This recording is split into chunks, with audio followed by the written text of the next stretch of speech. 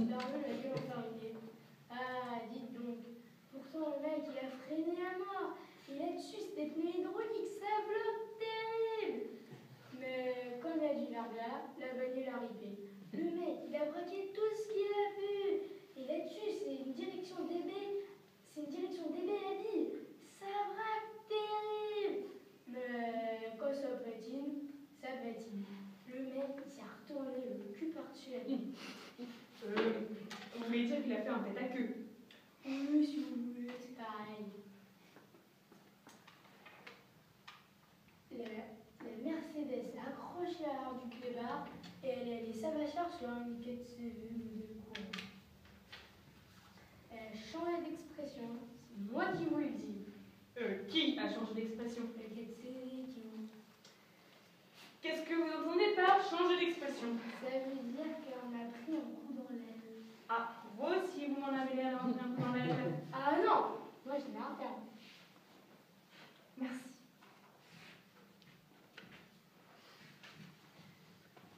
Au suivant. C'est moi. Oh. Ce n'est pas très compliqué. La voiture devait rouler très vite.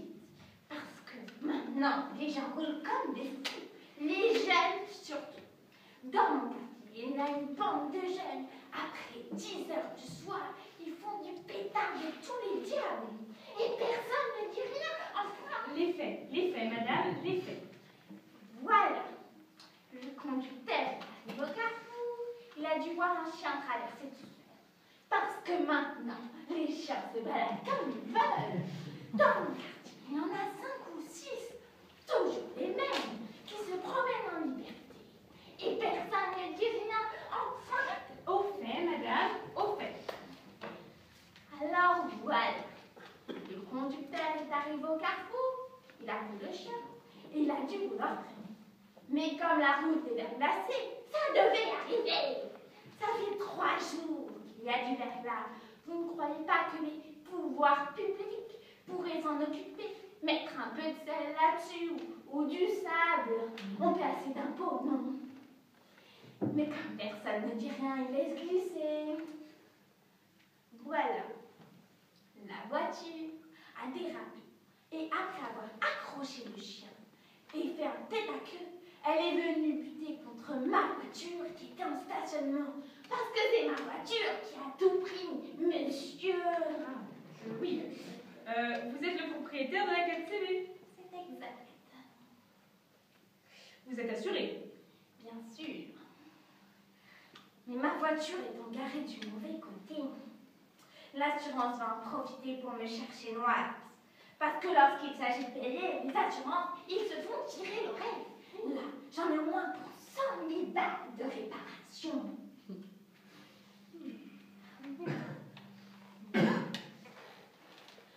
Moi, j'habite là, au-dessus du cap. Tout d'un coup, j'ai entendu boum et ça m'a réveillée.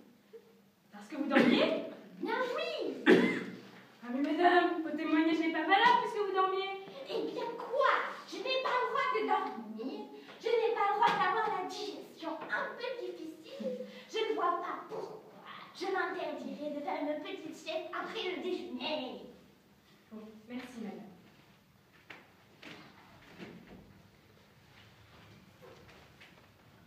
Au suivant.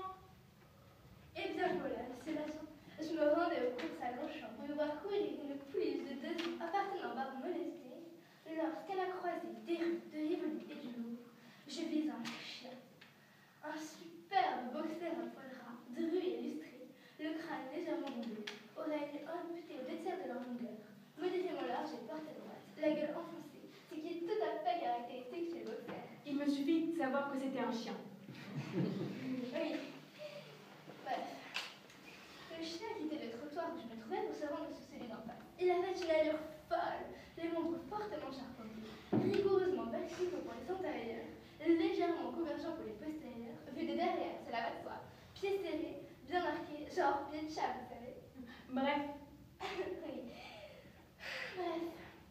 Le chien quittait le trottoir lorsque surgit ce que l'on nomme communément une voiture, tirée parce que le progrès a l'outrecuidance d'appeler des chevaux. Mon Dieu, Bref. Le chien, flairant le danger, s'arrêta. Le conducteur vit-il trop tard l'animal? Prit-il peur? Toujours-est-il qu'après avoir fait un tentacle magistral, la voiture va heurter le chien qui, après un bond prodigieux de plusieurs mètres, retomba sur le sol sans prononcer une parole. Me portant plus vite sur les lieux, je vis que le chien avait le dos court, les reins et la croupe large et musclée, la tête en forme de tube et la queue amputée à la 4e vertèbre. C'est-à-dire qu'il n'avait rien. Juste un peu les sourcils. C'est un peu le défaut des boxers. Ils sont des sourcils. Merci. Oh, vous n'avez pas un journal. Je voudrais savoir si ma pouliche a gagné.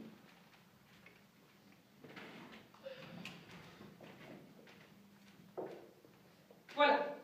La voiture immatriculée 91122 à Saint-Maur-des-Fossés, dans le Val-de-Marne, et appartement à M. Boxer, né à Mercedes, le 2230 F94, est entré en collision à la suite d'un glissement de terrain avec un autre véhicule, une 4 chevaux, dont une pouliche appartenant à M. Moltenstein, qui habite au carrefour des rues de Rivoli et du Louvre.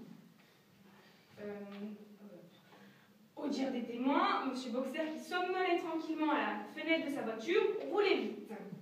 Apercevant, mais trop tard, un chien de race, un superbe clébard à poil long et à injection directe, qui allait faire ses courses à Longchamp. Toujours au dire des témoins. Le conducteur changea d'expression, rongea son frein jusqu'à l'os et fit un coq à l'âne magistral, écrasant le chien, dont le sang ne fit qu'un tour de la tête à la queue. Ah, et vint écraser en fin de course la pouliche, qui, au dire du propriétaire, aurait pu lui rapporter 100 000 francs. Bref, ce n'est pas un très bon rapport.